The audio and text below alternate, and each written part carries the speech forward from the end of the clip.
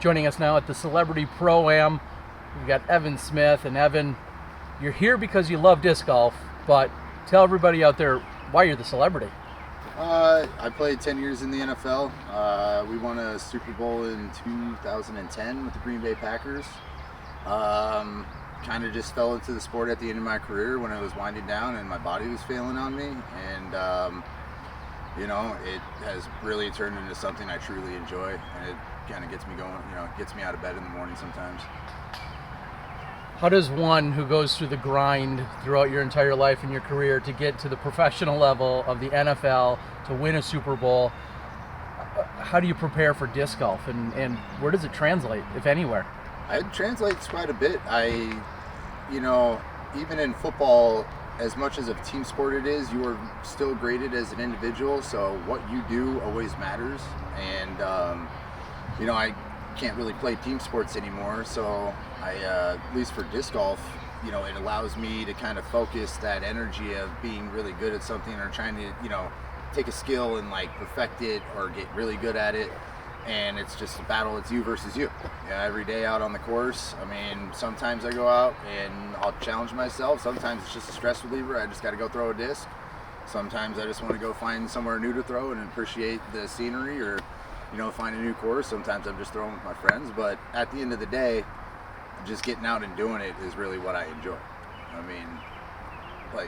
It really has made me have a true appreciation for the pros and these guys that really grind and do everything, because I went through that grind and I know how hard that is, but it's really hard to throw a disc too.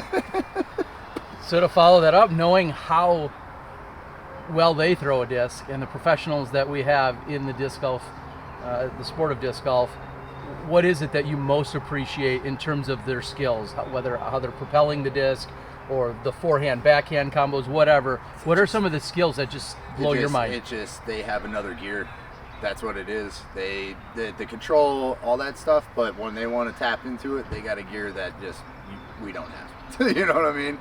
They got the magic sauce, and I'm still trying to learn it. I know everybody out there just spends all their time trying to figure it out, but to sit there and watch these pros really just go out here and throw a line. I think Paul threw one. He threw this really big shot, and the sound that came off his hand, it looked like he didn't really move that fast, but all of a sudden it's whoosh. We were like, holy crap, man. It's just, like I said, they can turn it on like that, It's because it's fun place.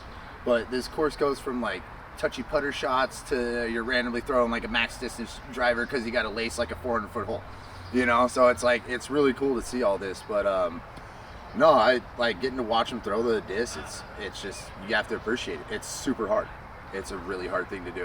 They make it look way easier than it is. I guess that's what I am most impressed with.